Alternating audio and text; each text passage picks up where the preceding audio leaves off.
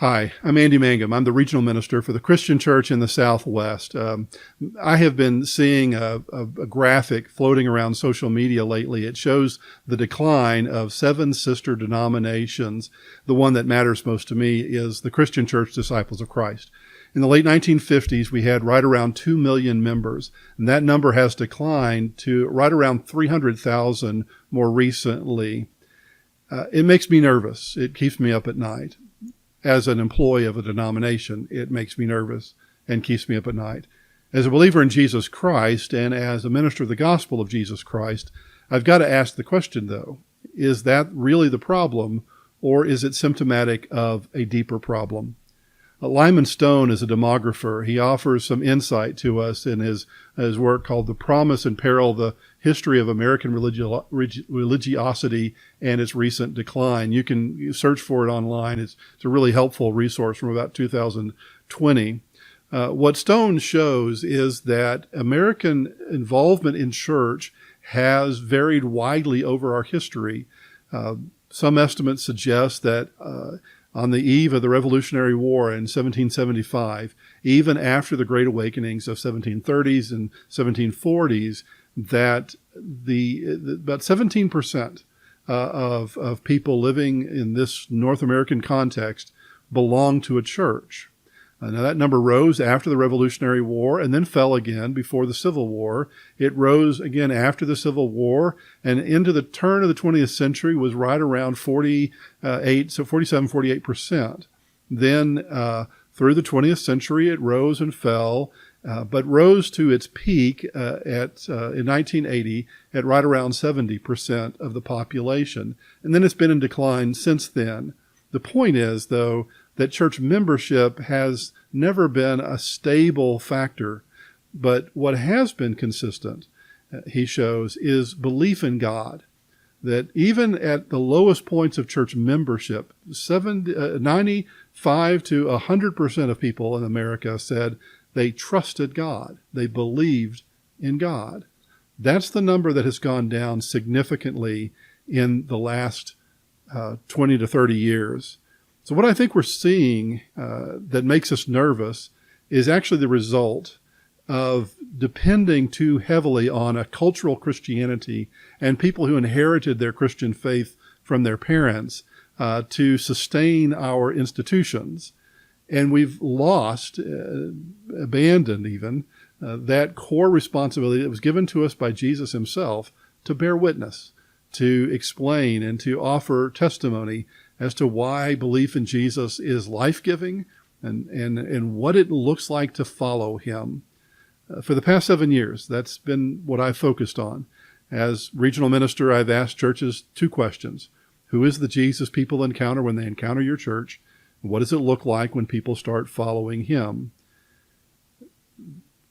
The generations that came before us in the Christian church, Disciples of Christ movement, had ready-made answers for those questions. Who is Jesus? Jesus is the Christ, the Son of the living God. We profess him Lord and Savior of the world. What does it look like when people start following him? Let us give you a 5-finger exercise.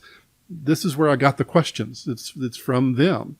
They spoke to a culture, though, that had a working knowledge of the history of Jesus of Nazareth, and they had a functional definitions for Christ and Son of God and Lord and Savior. I don't think we live in that culture today. I don't think people have the same kind of religious vocabulary, and so we have to translate it. I think it has to be done in story form, and I think it has to be personal. That is, we give a testimony as to why belief in Jesus has made a difference in our life, why that relationship with Jesus has made a difference in our lives. The same thing for what does it look like when people start following him. 5-finger exercise worked well in a tactile and oral culture, but in a digital and written culture, we've got to find other ways of describing that. But what we should retrieve is the accessibility. They made it available in a way that people could receive. And that's the part that I think we have to focus on. The writer 1 Peter said it this way. He said, "But in your hearts, revere Christ as Lord. Always be prepared to give an answer for the hope you have. To everyone who asks, give an answer to the hope that you have. But do this with gentleness and respect." I think the two building blocks for us going forward are those: testimony and trust. And perhaps the first people we need to give that answer to is ourselves. We need to explain to each other, why is it that we believe? When I talk to people in the churches and I ask them about their church, they bubble over with joy and gratitude and thanksgiving. They tell me all the things that are wonderful about being a part of their community of faith. And when I ask them, okay, but what's the faith that you have that enables you to be a community of faith? That's when the crickets begin to say more than they do. I think that's where it starts.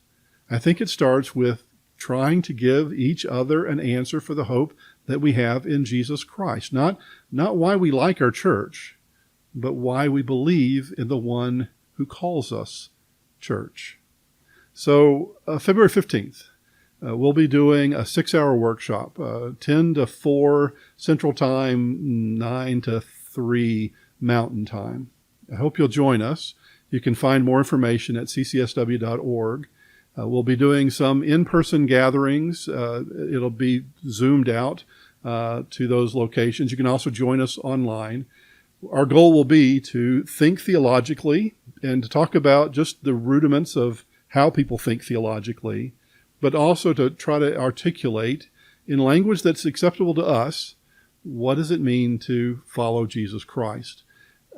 This is a preparatory work for a workshop we want to do in October on evangelism. So for now, it's not about reaching people. It's not about getting more members.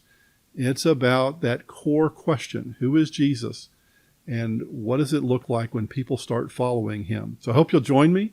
My goal is for there to be ministers and elders, congregational leaders, present together. And I'd love it if you guys would, form in your churches, maybe a cohort of churches, have a watch party, pop some popcorn, and use all the butter you need, whatever. But the point is, let's discover now what it means to fulfill our call to bear witness to Christ in this world.